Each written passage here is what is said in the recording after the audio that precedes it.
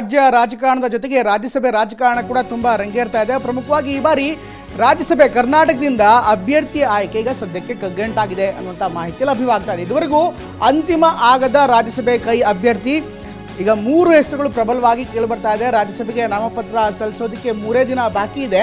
ಈ ಒಂದು ಸಂದರ್ಭದಲ್ಲಿ ಈಗ ರಾಜ್ಯಸಭೆ ಟಿಕೆಟ್ ರೇಸ್ನಲ್ಲಿ ಹಲವಾರು ಹೆಸರುಗಳು ಕೇಳಿ ಬರ್ತಾ ಇವೆ. ಇದರಲ್ಲಿ ಅತ್ಯಂತ ಪ್ರಮುಖವಾಗಿ BL ಶಂಕರ್, ನಾಸೀರ್ ಹುಸೇನ್ ಹೆಸರು ಈಗಾಗಲೇ ರೇಸ್ನಲ್ಲಿದೆ.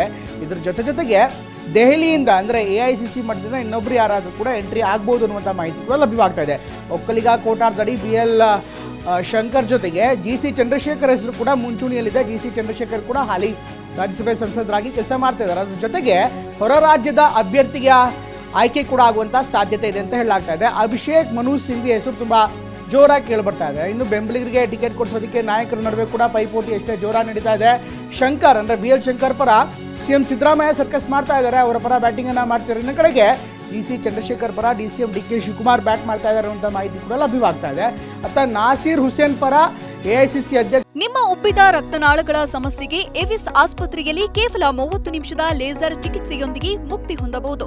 ಹೆಚ್ಚಿನ ವಿವರಗಳಿಗಾಗಿ ಸಂಪರ್ಕಿಸಿ 8088837300. ಮಲ್ಲಿಕಾರ್ಜುನ್ ಖರ್ಗೆ ಅವರೇ ನಿಂತಿದ್ದಾರೆ. ಅವರು ನಾಸೀರ್ ಹುಸೇನ್ ಮತ್ತೆ ಕಂಟಿನ್ಯೂ ಆಗಲಿರುವಂಥ ಮಾತನ್ನ ಹೇಳ್ತಾ ಇದ್ದಾರೆ. ಹೀಗಾಗಿ ರಾಜ್ಯಸಭೆ ಅಭ್ಯರ್ಥಿ ಯಾರಾಗ್ತಾರೆ ಅನ್ನುವಂಥ ವಿಚಾರ ಈಗ ಕಾಂಗ್ರೆಸ್ ಪಾಳ್ಯದಲ್ಲಿ ತುಂಬ ಜೋರಾಗಿ ಚರ್ಚೆ ನಡೀತಾ ಇದೆ. ಇನ್ನು ದೆಹಲಿಯಲ್ಲೇ BL ಶಂಕರ್ ಕೂಡ ಇದ್ದಾರೆ. ಅವರು ಕೂಡ ಚರ್ಚೆ ಮಾಡ್ತಾರೆ. ಫೆಬ್ರವರಿ 14 ಅಂದರೆ ಇವತ್ತು ಒಂದು ಸಭೆ ಕೂಡ ಇದೆ. ಈ ಸಭೆಯಲ್ಲಿ ಸ್ಕ್ರೀನಿಂಗ್ ಕಮಿಟಿ ಸಭೆ ಇದೆ. ಈ ಸಭೆಯಲ್ಲಿ ಎಲ್ಲ ವಿಚಾರಗಳು ಕೂಡ ಚರ್ಚೆ ಆಗುತ್ತೆ. ಇದಾದ ಬಳಿಕ ಒಂದು ಅಂತಿಮವಾದಂಥ ನಿರ್ಧಾರ ಮಾಡಲಾಗುತ್ತೆ ಅನ್ನುವಂಥ ಮಾಹಿತಿ ಕೂಡ ಲಭ್ಯವಾಗ್ತಾ ಇದೆ. ಈಗ ರೇಸ್ನಲ್ಲಿ ಅತ್ಯಂತ ಪ್ರಮುಖವಾಗಿರೋದು ಅಂದರೆ BL ಶಂಕರ್, GC ಚಂದ್ರಶೇಖರ್ ಹಾಗೂ ನಾಸೀರ್ ಹುಸೇನ್ ಅವರ ಹೆಸರು ತೀವ್ರವಾಗಿ ಕೇಳಿಬರ್ತಾ ಇದೆ. ಅಥವಾ ನಾಸೀರ್ ಹುಸೇನ್ಗೆ AICC ಅಧ್ಯಕ್ಷ ಮಲ್ಲಿಕಾರ್ಜುನ್ ಖರ್ಗೆ ಅವರ ಬೆಂಬಲ ಇದ್ದರೆ, ಇನ್ನು GC ಚಂದ್ರಶೇಖರ್ ಅವರಿಗೆ ಈಗ DCM DK ಶಿವಕುಮಾರ್ ಬ್ಯಾಟಿಂಗ್ ಮಾಡ್ತಾ ಇದ್ದಾರೆ. BL ಶಂಕರ್ ಪರ CM ಇದ್ದಾರೆ. ಇದ್ರ ಜೊತೆಗೆ ಇನ್ನಿತರ ನಾಯಕರ ಹೆಸರು ಕೂಡ ಕೇಳಿಬರ್ತಾ ಇದೆ. ಪ್ರಮುಖವಾಗಿ ಅಭಿಷೇಕ್ ಮನು ಸಿಂಘ್ ಇದೆ. ಇನ್ಫ್ಯಾಕ್ಟ್ ರಘುರಾಮ್ ರಾಜನ್ ಅವರ ಹೆಸರು ಕೇಳಿಬಂದಿದ್ರು ಕೂಡ ಇದುವರೆಗೂ ಕೂಡ ಅವರು ದೇಶಕ್ಕೆ ವಾಪಸ್ಸಾಗಿಲ್ಲ, ವಿದೇಶದಲ್ಲೇ ಇದ್ದಾರೆ. ಈ ಒಂದು ಕಾರಣಕ್ಕೋಸ್ಕರ ಬಹುತೇಕ ಅವರು ರಾಜ್ಯಸಭೆ ಎಂಟ್ರಿ ಆಗೋದು ಅಥವಾ ಕಾಂಗ್ರೆಸ್ನಿಂದ ಏನು ಆಫರ್ ಕೊಟ್ಟಿದ್ರು ಅದು ರಿಜೆಕ್ಟ್ ಮಾಡಿದ್ದಾರೆ ಅಥವಾ ಒಪ್ಕೊಂಡಿಲ್ಲ ಅನ್ನುವಂಥ ಮಾಹಿತಿ ಲಭ್ಯವಾಗ್ತಾ ಇದೆ.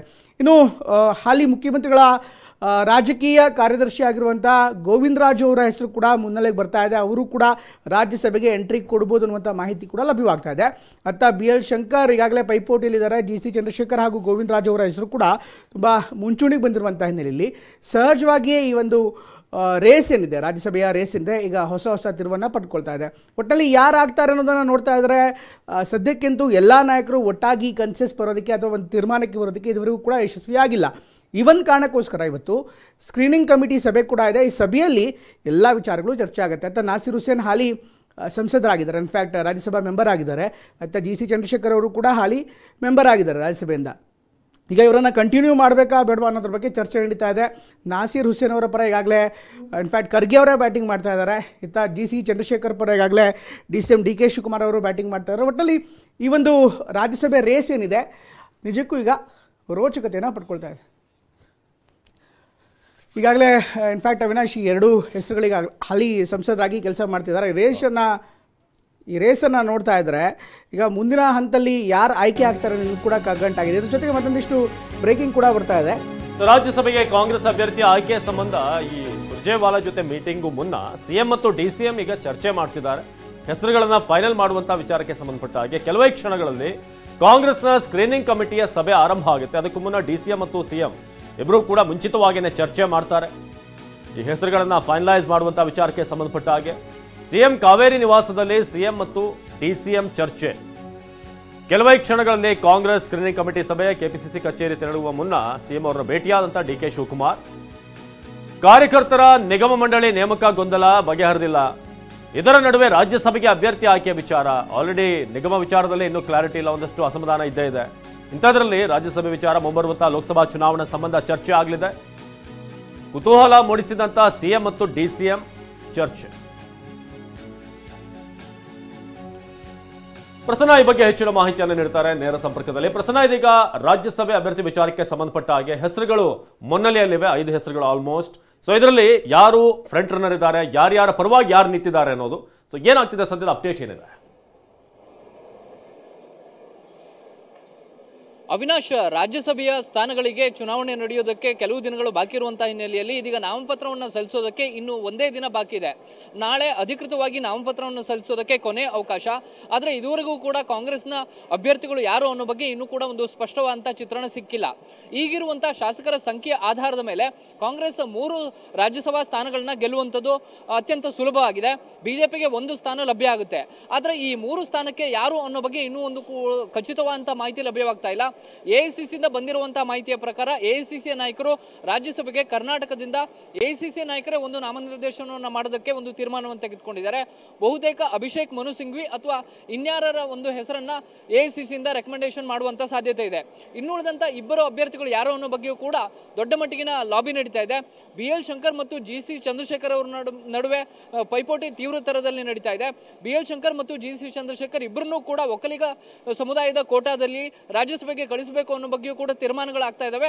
ಆದರೆ ಇದರಲ್ಲಿ CM ಸಿದ್ದರಾಮಯ್ಯ ಒಂದಷ್ಟು ಚರ್ಚೆಗಳನ್ನ ನಡೆಸ್ತಾ ಇದ್ರೆ, DK ಶಿವಕುಮಾರ್ ಕೂಡ ಬೇರೆ ರೀತಿಯ ಒಂದು ಸಾಧ್ಯತೆಗಳ ಬಗ್ಗೆ CM ಜೊತೆ ಚರ್ಚೆಯನ್ನು ನಡೆಸಿದ್ದಾರೆ. GC ಚಂದ್ರಶೇಖರ್ ಅವ್ರನ್ನ ಮತ್ತೆ ರಾಜ್ಯಸಭೆಗೆ ಕಳಿಸೋದಕ್ಕೆ 2ನೇ ಅವಧಿಗೆ ಅವ್ರನ್ನ ಕಳಿಸಬೇಕು ಅನ್ನೋ ಬಗ್ಗೆ ಇದೀಗ DCM DK ಶಿವಕುಮಾರ್ ಅವರು ಆಸಕ್ತಿಯನ್ನು ವಹಿಸಿದ್ರೆ, BL ಶಂಕರ್ ಅವರ ಪರವಾಗಿ CM ಸಿದ್ದರಾಮಯ್ಯನವರು ನಿಂತಿದ್ದಾರೆ. ಇವರಿಬ್ಬರ ಜೊತೆಗೆ MLC ಆಗಿರುವಂತಹ ಮತ್ತು CM ರಾಜಕೀಯ ಕಾರ್ಯದರ್ಶಿ ಆಗಿರುವಂತಹ ಗೋವಿಂದರಾಜ್ ಅವರ ಹೆಸರು ಕೂಡ ಕೇಳಿ ಬರ್ತಾ ಇದೆ. ಮತ್ತು ನಾಸಿರ್ ಹುಸೇನ್ ಅವರನ್ನ ಮತ್ತೊಂದು ಅವಧಿಗೂ ಕೂಡ ರಾಜ್ಯಸಭೆಗೆ ಕಳಿಸಬೇಕು ಅನ್ನೋ ಬಗ್ಗೆ ACC ಅಧ್ಯಕ್ಷ ಮಲ್ಲಿಕಾರ್ಜುನ್ ಖರ್ಗೆ ಅವರು ಆಸಕ್ತಿಯನ್ನು ವಹಿಸಿದ್ದಾರೆ. ಈ ಕಾರಣಕ್ಕೋಸ್ಕರ ರಾಜ್ಯದಿಂದ ಇಬ್ಬರನ್ನ ಅಧಿಕೃತವಾಗಿ ಕಳಿಸಬೇಕು, ಇನ್ನೊಂದು ACC ಯಾರನ್ನ ಸೂಚಿಸುತ್ತೋ ಅಂಥವ್ರನ್ನ ರಾಜ್ಯಸಭೆಗೆ ಕಳಿಸಬೇಕು ಅನ್ನೋ ಬಗ್ಗೆ ತೀರ್ಮಾನ ಆಗಿದೆ. ಆದರೆ ನಾಮಪತ್ರ ಸಲ್ಲಿಸೋದಕ್ಕೆ ನಾಳೆ ಮಾತ್ರ ಕಾಲಾವಕಾಶ ಇರುವಂತಹ ಹಿನ್ನೆಲೆಯಲ್ಲಿ ಬಹುತೇಕ ಇವತ್ತು ಸಂಜೆಯ ಒಳಗಾಗಿ ಒಂದು ಅಂತಿಮ ತೀರ್ಮಾನ ಆಗಬಹುದು. ಮತ್ತು ಸ್ಕ್ರೀನಿಂಗ್ ಕಮಿಟಿ ಸಭೆ ಕೂಡ ಇವತ್ತು KBC ಕಚೇರಿಯಲ್ಲಿ ನಡೀತಾ ಇರುವಂತಹ ಕಾರಣಕ್ಕೋಸ್ಕರ ರಾಜ್ಯಸಭೆಯ ಅಭ್ಯರ್ಥಿಗಳು ಯಾರು ಅನ್ನೋ ಬಗ್ಗೆ ಇವತ್ತು ಬಹುತೇಕ ಸಂಜೆಯ ಒಳಗಾಗಿ ಒಂದು ಸ್ಪಷ್ಟ ಚಿತ್ರಣ ಸಿಗುವಂತ ಸಾಧ್ಯತೆ ಇದೆ. ಅವಿನಾಶ್, ಪ್ರಸನ್ನ, ಇದ್ರ ಜೊತೆಗೆ ಇನ್ಫ್ಯಾಕ್ಟ್ ಈಗ ಗೋವಿಂದರಾಜ್ ಅವರ ಹೆಸರು ಕೂಡ ಮುನ್ನೆಲೆಗೆ ಬಂದಿದೆ. ರಾಜ್ಯದಿಂದ ಇನ್ನೊಬ್ಬ ಅಥವಾ ಹೊರ ರಾಜ್ಯದ ಇನ್ನೊಬ್ಬರು ಯಾರು ಬರ್ಬೋದು ಅನ್ನುವಂಥ ಮಾತುಗಳು ಕೂಡ ಕೇಳಿಬರ್ತದೆ. ಅದು ಫೈನಲೈಸ್ ಆಗುವಂಥ ಮಟ್ಟಿಗೆ ಯಾವ ರೀತಿ ನಡೀತಾ ಇದೆ ಅಂತ. PL ಶಂಕರ್ ಜೊತೆಗೆ ಗೋವಿಂದರಾಜ್ ಅವರ ಹೆಸರು ಕೂಡ ಈಗ ಮುನ್ನೆಲೆಗೆ ಬಂದಿರುವಂಥದ್ದು ಸಹಜವಾಗಿ ರೇಸ್ಗೆ ಹೊಸ ಟ್ವಿಸ್ಟನ್ನು ಕೊಟ್ಟಿದೆ.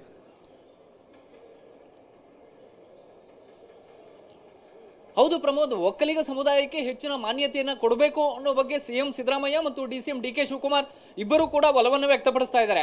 ಆದರೆ GC ಚಂದ್ರಶೇಖರ್ ಅವರನ್ನೇ ಮತ್ತೆ ಪುನರಾವರ್ತನೆ ಮಾಡೋದಕ್ಕೆ ಇಬ್ಬರು ನಾಯಕರಿಗೂ ಕೂಡ ಒಮ್ಮತದ ಅಭಿಪ್ರಾಯ ಬರೋದಕ್ಕೆ ಸಾಧ್ಯವಾಗಿಲ್ಲ. ಈ ಕಾರಣಕ್ಕೋಸ್ಕರ ಗೋವಿಂದರಾಜು ಹೆಸರನ್ನ CM ಸಿದ್ದರಾಮಯ್ಯನವರು ಶಿಫಾರಸು ಮಾಡುವಂತ ಸಾಧ್ಯತೆ ಇದೆ. ಇನ್ನು BL ಶಂಕರ್ ಅವರ ಹಿನ್ನೆಲೆಯನ್ನು ನೋಡಿಕೊಂಡು ಅವರಿಗೂ ಕೂಡ ಅವಕಾಶವನ್ನು ಕೊಟ್ಟರೆ ಒಂದು ಪ್ರತಿಷ್ಠೆಯ ಕಣವಾಗುತ್ತೆ ಮತ್ತು ಅದಕ್ಕೊಂದು ಗರಿ ಮೂಡಿದಂತಾಗುತ್ತೆ ಅನ್ನುವಂಥ ರೀತಿಯಲ್ಲೂ ಕೂಡ CM ಸಿದ್ದರಾಮಯ್ಯನವರು ಚಿಂತನೆ ನಡೆಸಿದಂತೆ ಕಾಣ್ತಾ ಇದೆ. ಈ ಕಾರಣಕ್ಕೋಸ್ಕರ BL ಶಂಕರ್ ಮತ್ತು ಗೋವಿಂದರಾಜ್ ಅವರ ಪರವಾಗಿ CM ಸಿದ್ದರಾಮಯ್ಯ ಬ್ಯಾಟಿಂಗ್ ಅನ್ನು ಮಾಡ್ತಾ ಇದ್ದಾರೆ. ಆದರೆ GC ಚಂದ್ರಶೇಖರ್ ಅವರನ್ನ ಮತ್ತೆ ಪುನರಾವರ್ತನೆಯನ್ನು ಮಾಡಬೇಕು ಅನ್ನೋ ಬಗ್ಗೆ DCM DK ಶಿವಕುಮಾರ್ ಅವರು ಒಲವನ್ನು ಹೊಂದಿದ್ದಾರೆ. ಓಕೆ, ಧನ್ಯವಾದ.